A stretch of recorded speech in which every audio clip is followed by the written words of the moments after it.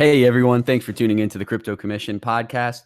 We are excited that you've chosen to spend a part of your day with us. Hopefully, we have some fun here today. Our conversation is with Crypto Sky, and we really get into trading strategies today. Usually, things are kept kind of surface level. We get to know our guests, and we do that. But Sky really sheds some light on his process, how he looks for certain trades that he may enter, what it looks like as far as keeping emotion out of trades, and how that struggle is a very real thing for all of us. But if you're not already following Sky on Twitter, you can find him at the Crypto Sky. Definitely give him a follow. As you all probably know, he also produces a podcast, which is excellent. So I would encourage you to find that on the iTunes store and subscribe to that podcast. Also, while you're there, you can find us by searching the Crypto Commission podcast. Subscribe, leave us a rating and a comment. We'd love to hear your thoughts. Also, you can find us on Twitter at Let's Talk Coin. We'd love to engage with you there. Feel free to leave us your feedback. Let us know who you'd like to hear on the show, as we are always looking to provide great content for traders at every level. So without further ado, guys, I'm going to kick this off. The conversation was great. We really enjoyed having Crypto Sky on, and we know that he will add a ton of value to you. So without further ado, episode 5 of the Crypto Commission podcast featuring Crypto Sky. Welcome to the Crypto Commission podcast. Here are your hosts, Lambo Leo and the Bitcoin Broski.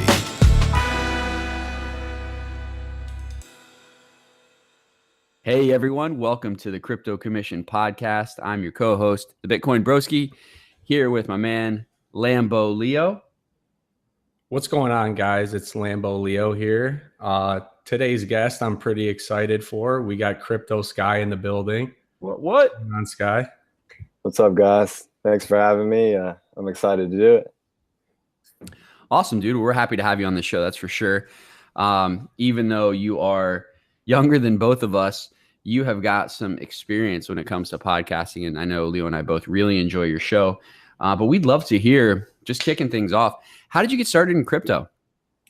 Yeah, so actually I was a member of another Twitter community, Sneaker Twitter.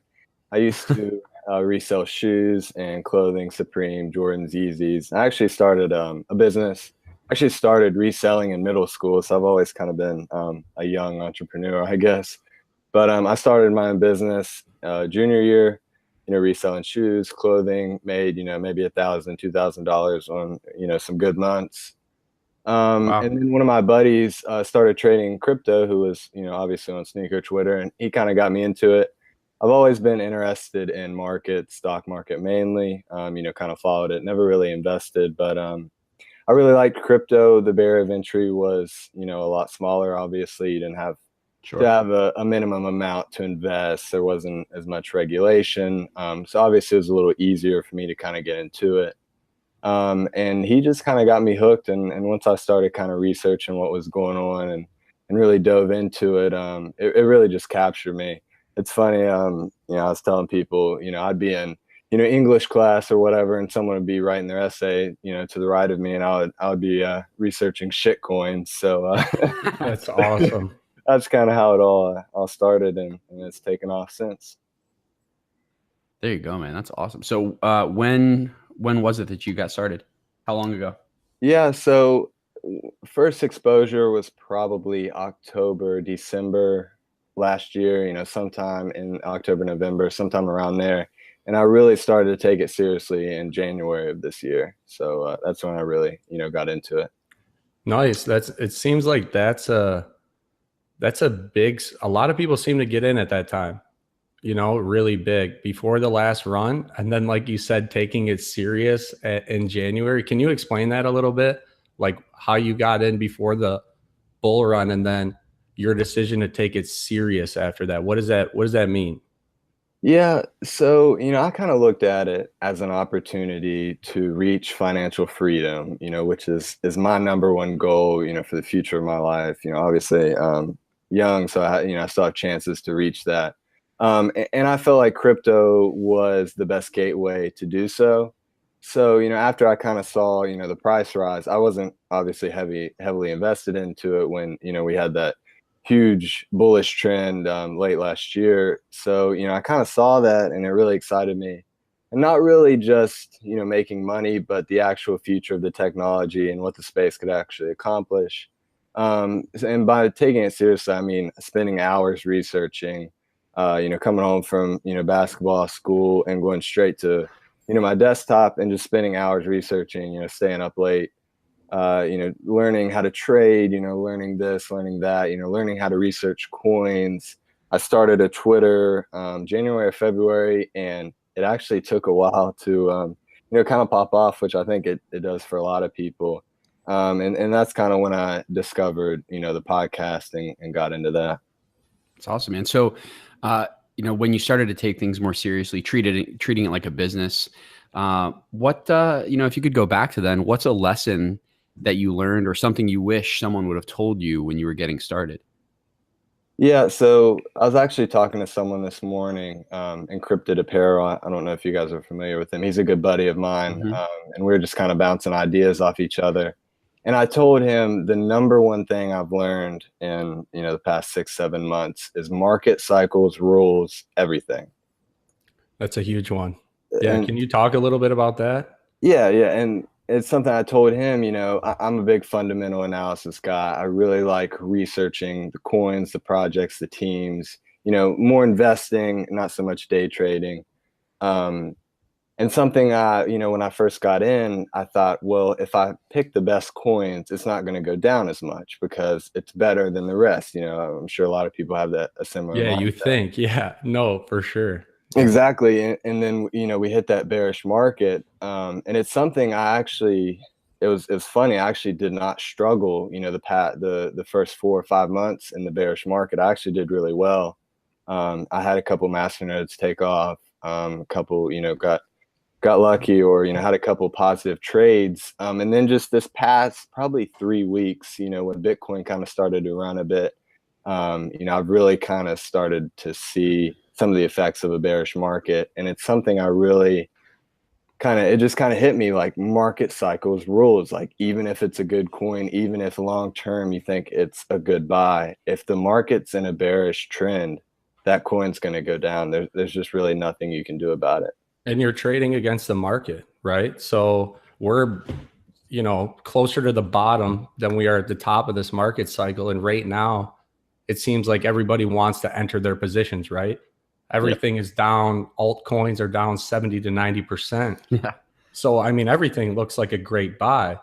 But at the same time, like psychologically, people need to understand we're still going down. Like Bitcoin is making its little run, but it's led to alts bleeding more. And a lot of people are 90% back in alts, and they're down 30, 40% just in the past 2 weeks, right?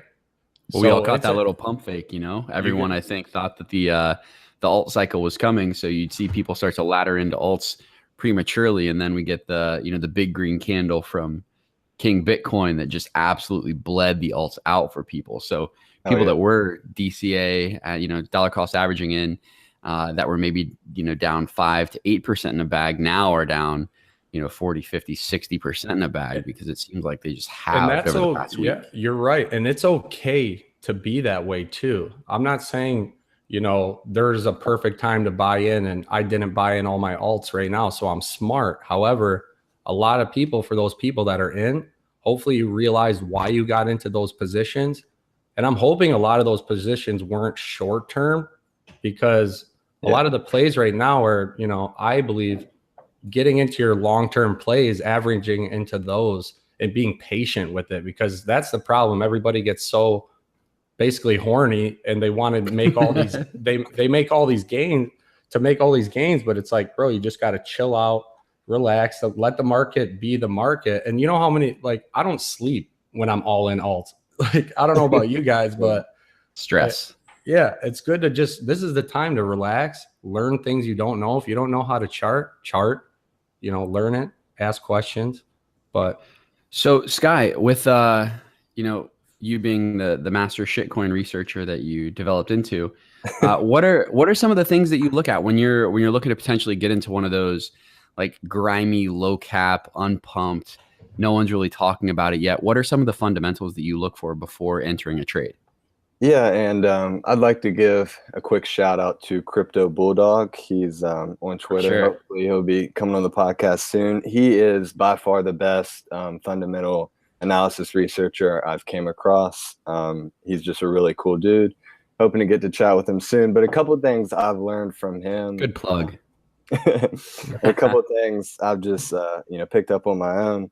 I think number one, and it's something that people really overlook, it's how the token economics, the actual economics of the token, of the coin. Is there an actual use case for the token?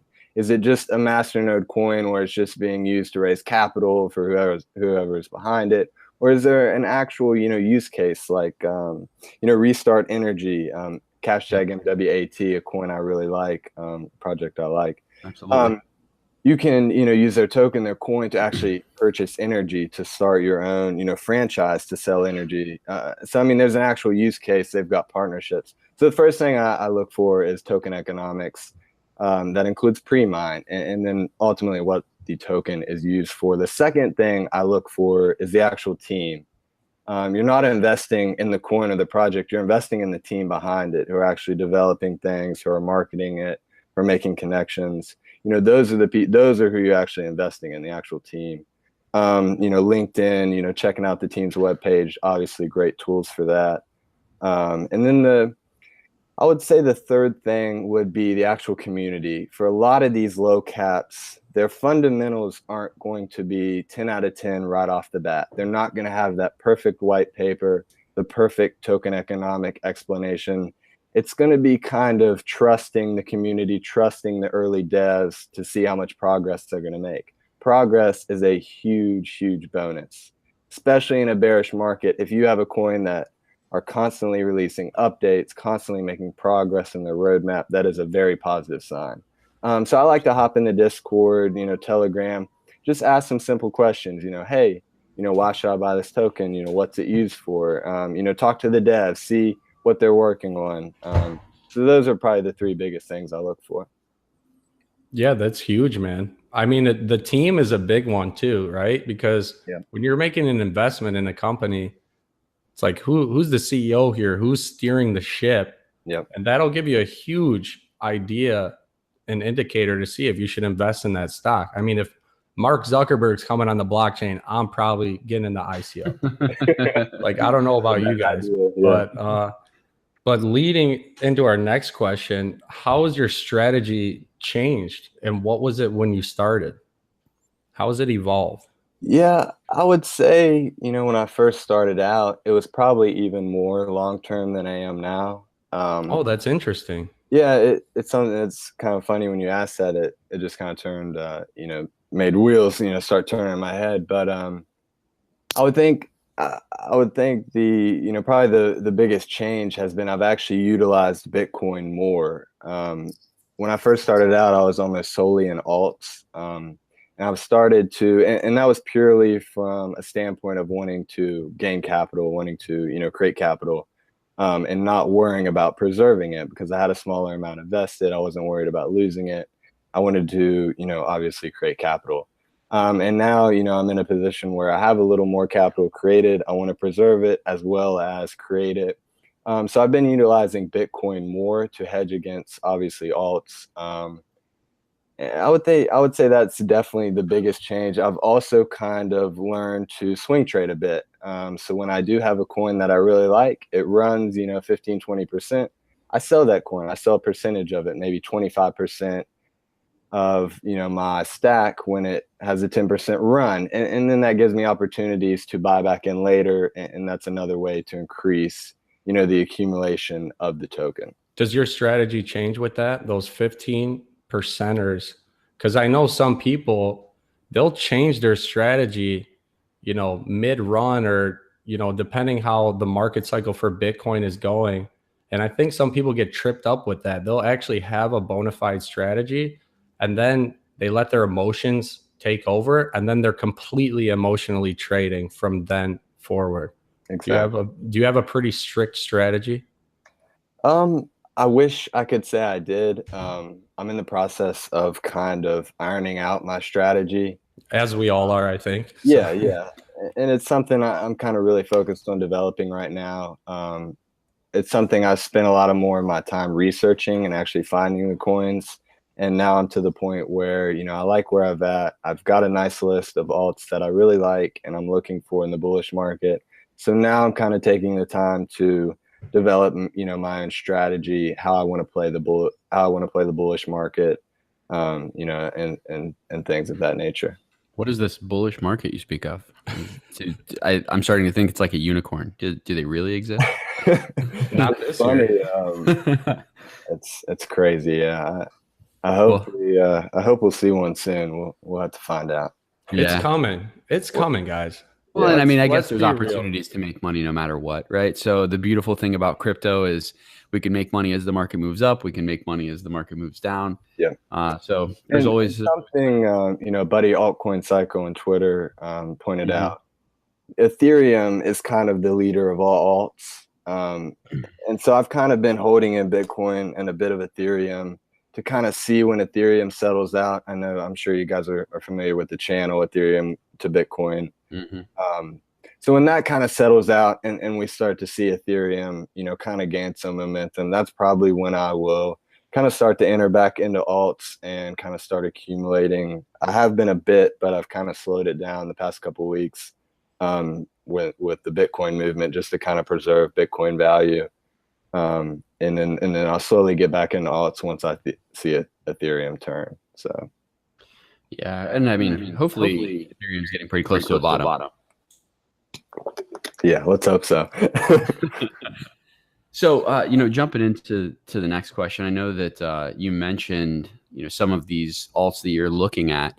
Are there any that you would care to shill while you're on here? Anything you like to talk about that you really like above others out there? Yeah, I'll limit it to 3 just so I don't get crucified too much. But hold on, let me. I'm going to bring up KuCoin and Binance real quick. Go ahead, continue. Okay. So the first one, something I mentioned earlier, Restart Energy, hashtag MWAT. Obviously, Energy, they're based out of Romania, but they've already actually created multiple, stored, energy franchises in France and a couple other places in Europe, and are expanding to Asia next year, and then hopefully North America the following year. The second would be Sophia TX. Something I'm really interested in as far as a sector. I kind of like to limit my research to sectors. I'm really interested how blockchain and business will mix. I think that's where blockchain has the biggest ability to really change, the world, to really make a lot of progress is actually in business. Absolutely. Sophia TX is a business platform, a little bit of supply chain mixed in there, business solutions on the blockchain. And they just really do a good job of building their product, building their team, and not focusing so much on marketing it right now because they're trying to build something for the long term. A lot of these coins are trying to create hype, doing airdrops, doing all this stuff to get their name out there. In short term, yeah, it's successful, but long term, they don't actually have a product built. They don't have, they don't even have their own blockchain. So right. It's just crazy to invest a lot of money in a project that's been around for a year and doesn't have their own blockchain network. That's just crazy to me. Absolutely. Most companies just they're just thinking short term, right? Exactly. Even though this is definitely a long-term investment in space. I mean, you could obviously make short-term plays, but everybody should be looking at the long-term for sure. Well, and you also have to think how much new money is in the market right now. When there's new money entering the market, it makes sense to actually market to that new money. Yep. But right now, it's just a bunch of us degenerates that have been here since, I would say the newest money came in the, for the early spring. So we basically know the projects that are out there, and it just seems to be the same 300 billion circulating from project to project. That's a great point. No, that's a great point, because all we have is to just chirp and talk crap about all these projects, or this one's good or not. But in a bear market, when there's good news, it just gets shut down. It doesn't matter. And then if it's a bull run, there could be a tweet and it'll pump a coin. But that's true. What do you think of that Sophia, that bot they got going on? Oh my gosh, she's scary. They're robot. Yeah, the talking robots over there. Yeah, it's pretty interesting. But So what's that third project, Sky? oh yeah, Hacken would be Mhm. the third one. Hashtag HKN. I know it's on KuCoin. I know you mentioned pulling up KuCoin.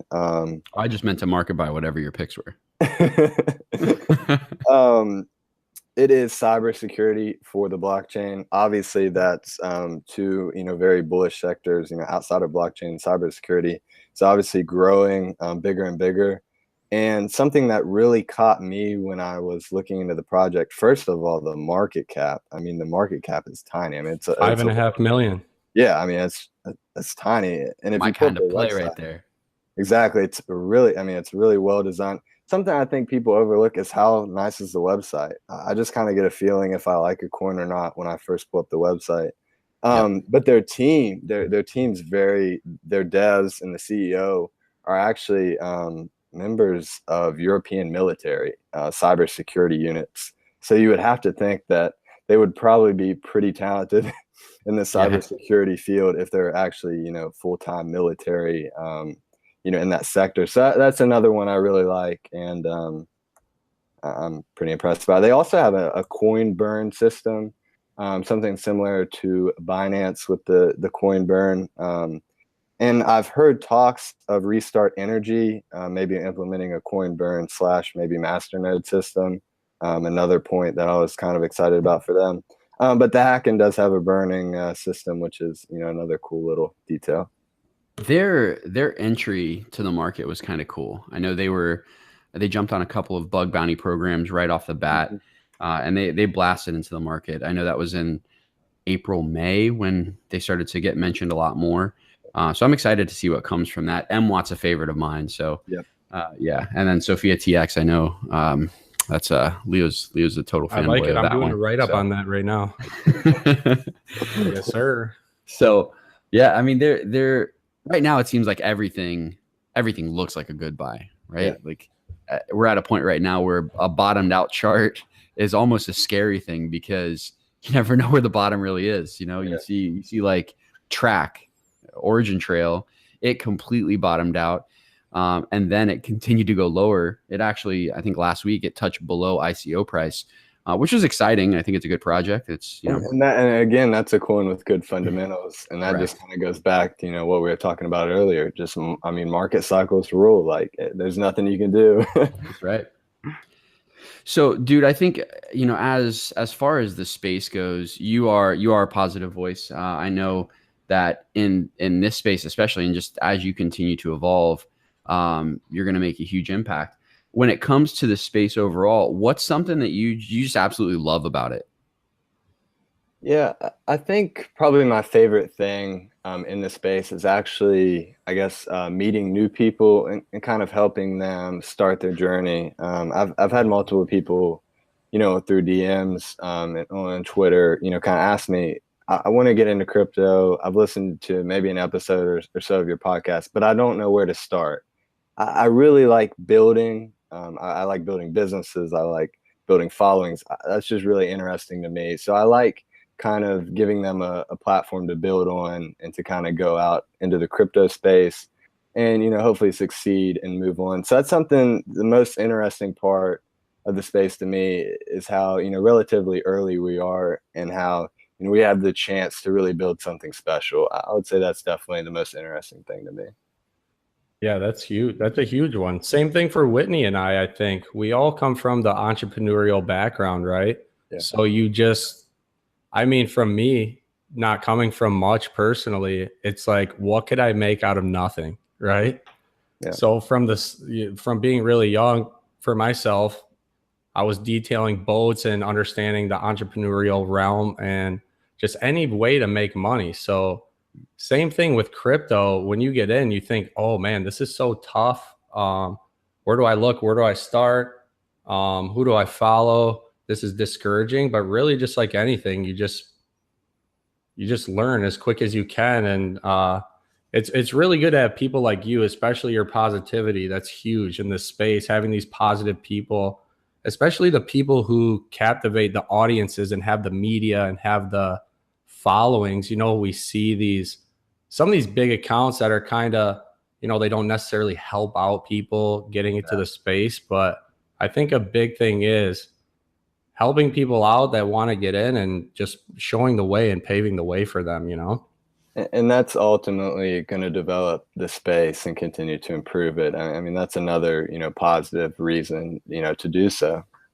Yeah, you can't have just negative people, especially there's so many people who just sit there and talk crap. Well, hey, like you have a following of 100,000. If you're talking crap, your 100,000 people aren't happy. You paint a picture for the space, kind of. Yeah, and it'll continue to mature. I think the really neat thing here is that, I mean, dude, Sky, when you bought your first coin or when you entered your first trade, what were you, 16? No, I mean, not that's not a negative thing, but like you were. Yeah, I was 17. Yeah, that's amazing to think that at 17. I mean, of course, you can start a business and you can do all of those things, but I mean, to make to be able to make life-changing money at 16, 17, 18 years old, it is a very rare thing. I don't care who you're talking to or what anyone says, and crypto levels that playing field to where if if you can read and you can interact with other people, not to dumb it down to that level, but I mean, then you have the ability to research. And to be honest, I think people that are, between 18 and 24 are probably going to be a little bit better at picking some of these plays than people who are, 40 to 50, who may be a little bit more out of touch with what's actually going on in the world. So, and I guess I should say what's going on in the tech space, right? Yeah. I know there are some very knowledgeable 40 and 50-year-olds who have every idea what's going on in the world. So I don't want to. Well, that's true too. In the wrong way, but yeah, people go slow too. You think of those older traders that are used to market cycles that for some stocks there and maybe have never had a market cycle. Yeah, right. So we're crypto to have market cycles in a couple months time. Some of these young guns, like, I mean, me personally, that was my favorite thing, was knowing that my competition was researching and doing everything that I was doing in the same, we had the same time frame, whether you were in crypto for a year or a month. Like when the market cycle happened, it didn't matter who you were. It mattered what you were able to take in, the information, where Bitcoin's price is, where the alts are, the news at the same time. And then when a move would happen, the ability to pivot on a dime, possibly change your strategy completely, and then move forward from there. So it doesn't matter where you came from. That's what's great about this space, is you could become successful in this space with just the will and want to learn and have a different life for yourself. And it's so cool to have that, right? Literally, if you have an internet connection and you can reach Google, you can change your life. I mean, it's crazy, what you can find and what you can research and learn. I mean, obviously, I'm an example. I had no connections in the stock market and crypto. I found, I had a buddy who got me into it. I obviously looked up a bunch of stuff, researched a bunch of stuff, and then, I was on my way from there. And something I wanted to touch on, you mentioned, just kind of the younger generation being in the tech space. I think it's so funny how, someone like me or my 10-year-old brother can operate an iPhone, but, someone like a 40-year-old, guy with a college degree, has trouble just taking a picture. He's sitting there, tapping it with his finger. I'm sure everyone's seen, something like that. So I'm really interested to see kind of how this younger generation, everything's so quick, it's immediate. Everything's so quick, from, transactions on the internet to watching, live streams, playing video games. I'm interested to see kind of how this new generation adopts cryptocurrency, and just where it goes. I think ease of access is the one thing that crypto really needs to develop for that younger generation to, really take hold of it. So, you have a 10-year-old brother. I've got a 3-year-old daughter. My 3-year-old daughter can pick up my locked iPhone, unlock it, take a picture of herself, and text that picture to her mom, right? Like, yeah. And she can't read yet, but she knows, because I have a little emoji next to my wife's name. She knows that emoji is mom's phone number. It's crazy to think that like things are so accessible. And there's a pretty widely known social concept.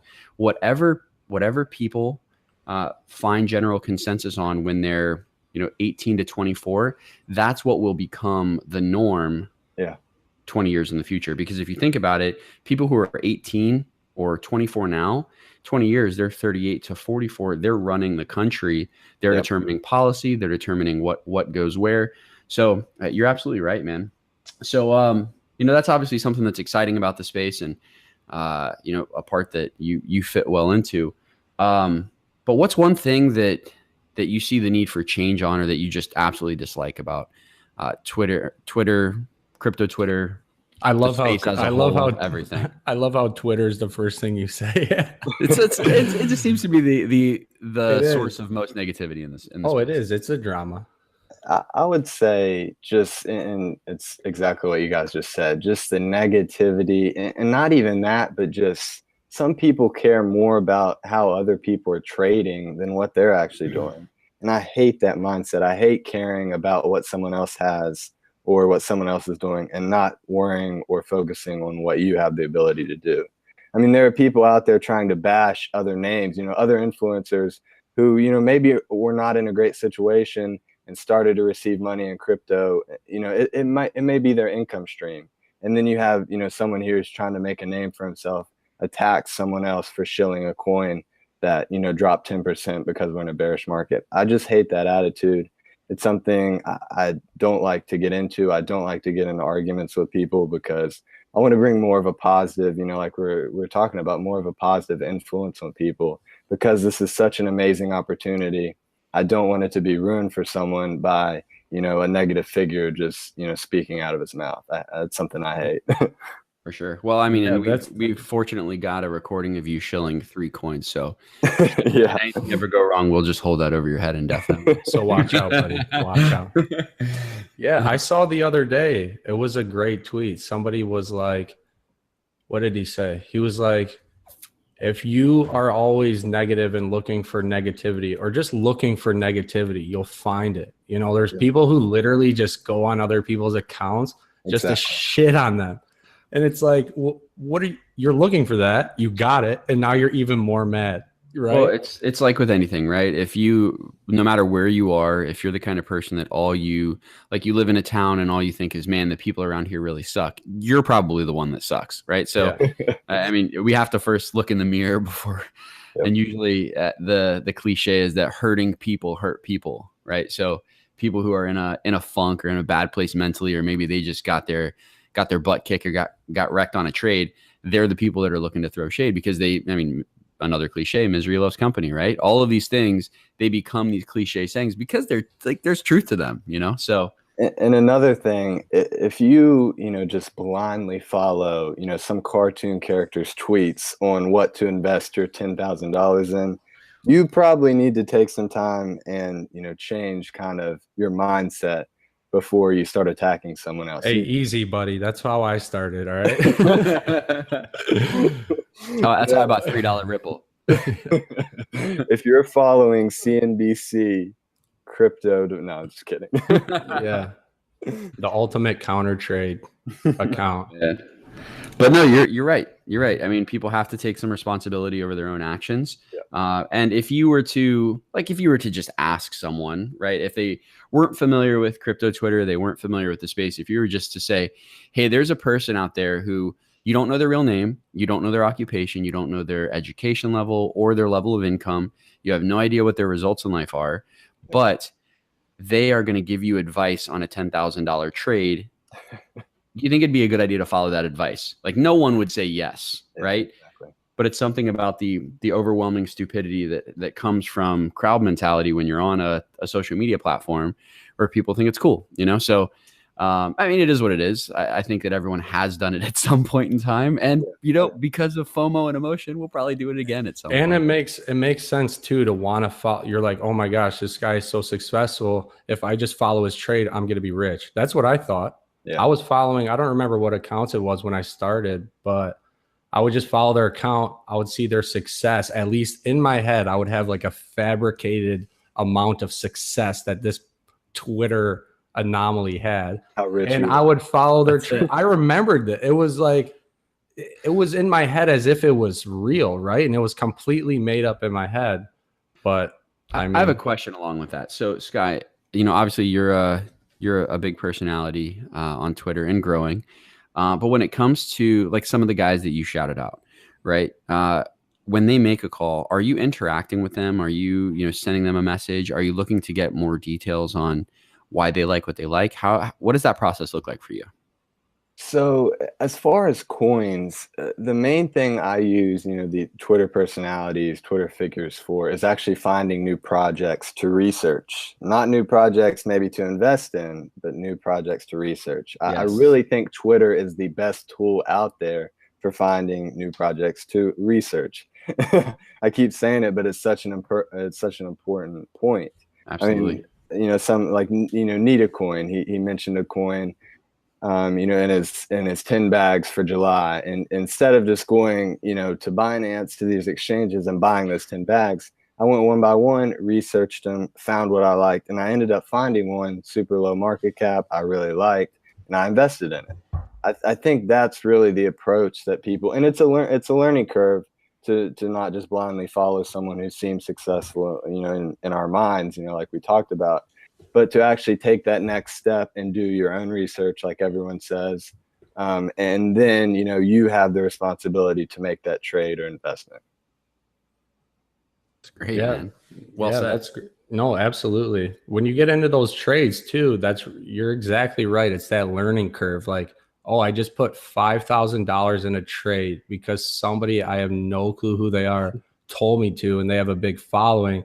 I just took a 70% loss on that trade because I actually didn't believe in that stock or company whatsoever. And then it's like, oh, wait, I made that investment, not him. I think I should learn from this and grow, And another point to mention, these people are, posting a picture of when to buy the coin. You don't know when they're actually selling the coin. You don't know, their sell targets, what levels they're watching as far as selling. And you're assuming that they bought it when they say that you should buy it. Exactly. A lot of people who show coins, and this is not a bash to anyone. I mean, it's a smart idea. Accumulate a coin and then shill it. I mean, it's well known. I mean, a lot of people are doing that. But as far as, you get in there, you do your research, you find the coin you like, you invest into it. Then you learn, where to set your sell levels, what your targets are. It just helps you learn. It helps speed up that learning curve, taking your responsibility. Yeah. And, what helps me is if you, because shilling, I think you're right. Shilling is a great way to find new projects. That's probably my number one source of information to start digging, because there's so many people that are looking at so many different things. And it allows me to get in there and dig in the dirt, because there's no way you're going to cover all of the projects on your own. But I think if people were to just eliminate the word shill and start calling people front runners, it would give them a little bit better perspective. Yeah. Right. Because when people are front running on a trade, that's what they're doing. They're buying before they're telling you to buy, knowing that when you buy, the price pumps, they can then sell. They don't necessarily have to dump on people because the price could continue to run.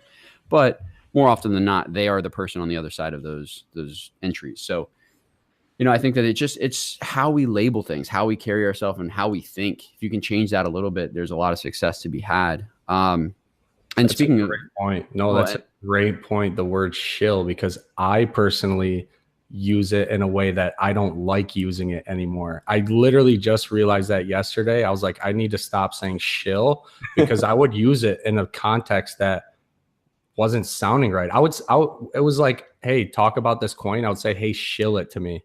Yeah. When no, don't do that. I just realized we can't put it on the naughty list though, man. Shill's fantastic. Shill's You're right. I don't know what I would do without having the shills.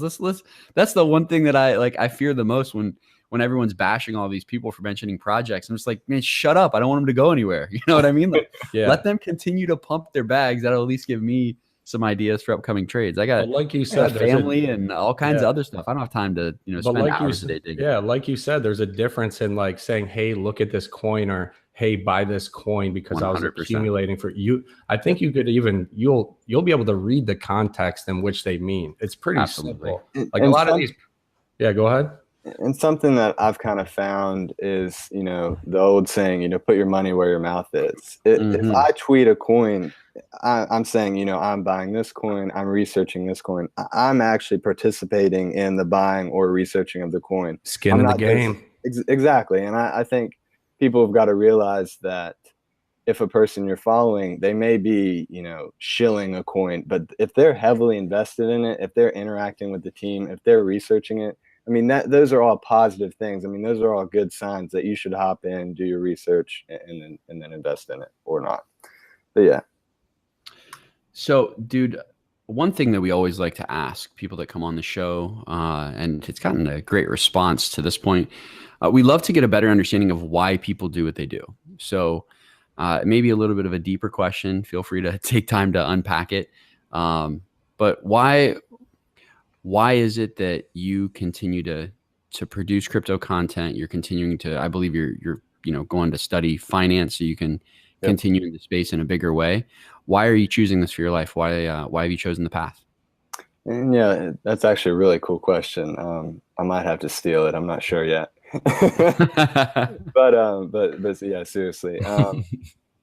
Like I mentioned earlier, it's financial freedom is just the one thing in my mind that if I can't live, if I have to live without, I just won't be happy. I won't be at peace. I won't be able to sleep at night. I don't want to go wake up at 8 o'clock in the morning, drive to work, and come back home at 6. I hate that idea of working a 9 to 5, of working for a boss, of actually making someone else rich and not making myself rich. I just hate that whole idea. And I feel like crypto, with the whole decentralized attitude and just the whole, disrupting, the financial sector, I'm just really, really interested in that. And that's kind of, produce the content. And I've really, really enjoyed it. It's funny. I got into crypto to be, more of a VC avenue to maybe, work for a hedge fund, start a hedge fund. And then I kind of got on the content kick. I really, really enjoy creating content and helping other people, kind of achieve that same mind. I know a lot of people, it's something I went through. I didn't have a resource that I really liked, that I really wanted to learn from and grow with. So I'm trying to kind of provide that for other people who, who are new to the space. But yeah, I mean, like I keep saying, financial freedom. I want the ability to travel. I want the ability to buy nice things, to invest. I love creating wealth. I love building businesses. It's just something I really enjoy and I love. And I want to have the ability to see the world and not have a schedule, not have to show up, Monday, 9 a.m. at an office. It's awesome, man. Yeah. I think most people don't take time to really consider what financial freedom is. One of my early mentors in life, he would say it all the time, time is the currency of achievement. Time is the currency of achievement. Yeah. You're not going to be on your deathbed wishing for another 100K, right? You want to have that time. And until you free yourself from the 9 to 5, right? You don't get to experience life to its fullest. Exactly. That's awesome, dude. I think that, you'll definitely do it. You're definitely, I would venture a guess to say that by the time you graduate college, you won't have needed to have finished. But yeah, I want to chime in on that too, because that's an important thing. Like, you're a very young entrepreneur right now. Yeah. And you're understanding, like I have, and Whitney before me, that like a lot of people are like, oh, why are you working so hard? What are you doing this all for? Like, are you greedy? You want to be rich? I'm like, I don't want to be rich. It's that money allows you to be free. Exactly. And it's about the freedom to do what you want. And for me personally, it's also helping people. And I know Whitney already mentors people personally. So it's that freedom, the freedom to do what you want. Like, we're good people, right? So empower us. We have fun. But you know what I mean? Like, you want the money to be able to do what you want and not be stuck in this, you are a job. Like, people are more than a job. We're more than what we do, right? Like, we have personalities. We like to do things, Well, being an entrepreneur is a disease, right? So if you've ever been, like, I grew up in Ohio, right? And I love the Midwest. I got nothing bad to say. I think that a Midwestern work ethic is second to none. But I think that blue collar, baby. Yeah. Well, I grew up in a very hardworking family. But if you look at all of my siblings, I'm the only one that caught the bug, right? All of them are fine to go and punch a clock and make whatever money they make and have their life dictated to them. And, for me, it's repulsive. Like, I struggle like the only way that I've ever been able to keep a job is if I'm an independent contractor because I set my own schedule, right? So No, I know exactly what you mean. It's a good point. I'm the same way. And you almost wonder, like, how aren't people that way sometimes? Like, I'm like, man, you can do so much. You could have 8 jobs. You could have, like, the sky is the limit where you can travel. And, the harder you work and just being nice to people think like it just be nice and do a lot of things and it'll lead to something. And you figure out what you don't want to do on the way. That's the most important thing I've learned in life is what do I not want to do? And I'm really not going to do that. And I think entrepreneurship puts, your money, your time, it puts it in your hands. Correct. Your work ethic dictates how successful you're going to be. And that's, I think, the most exciting part about it. Absolutely, man. Well, dude, it's been awesome getting to talk to you. You think in a way that I'm excited to see more people thinking the way that you think, and just the work that you're putting out, the content that you're creating, it is all fantastic.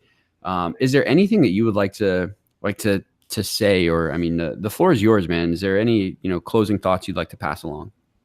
Yeah, well, first of all, I just want to say, thanks for having me on. I have to say, I'm really impressed by what you guys are doing. I've listened to, your episode with Peter, and obviously coming on here, you guys are killing it. Thanks, man. I'll do whatever I can Thanks, bud. to help support you. I love seeing other, podcasts, other crypto podcasts, and you guys do a great job. So, first of all, thank you.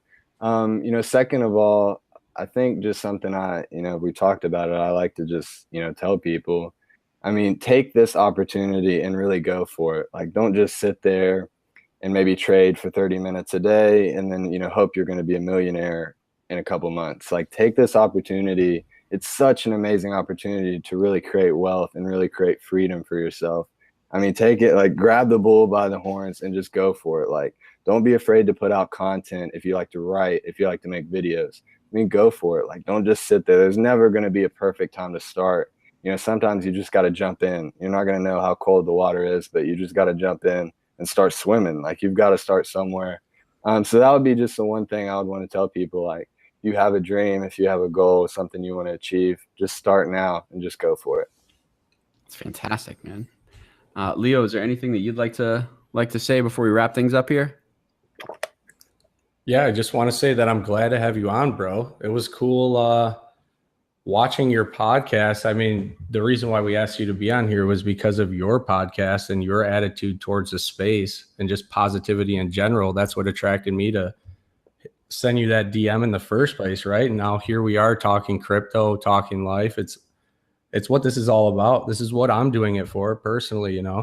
So pleasure to have you on, buddy. We'll stay in touch going forward, and it's been fun. Yeah, man. Thanks so much. It's always good to get to talk to someone who not only knows their stuff, but also carries himself in a positive way. So keep doing what you're doing. I'm going to go ahead and close things out here, but it's been an awesome opportunity to have you on. We really appreciate you coming on the show. Guys, for those of you who don't already, make sure that you follow Crypto Sky on Twitter at the Crypto Sky. I'm sure that he would appreciate that. And I know that he's a great person to follow. You'll get some good insight. And obviously you will get to hear his podcast when it comes out. Do you release that once a week? Is there a certain day? Once a week, every Tuesday. Boom. There you go, guys. So check it out. Check him out. He is making some moves, got some great guests on upcoming, and he's had some really great shows over the past few weeks. So without further ado, thanks, Sky. We appreciate you coming on. We're going to go ahead and close it off.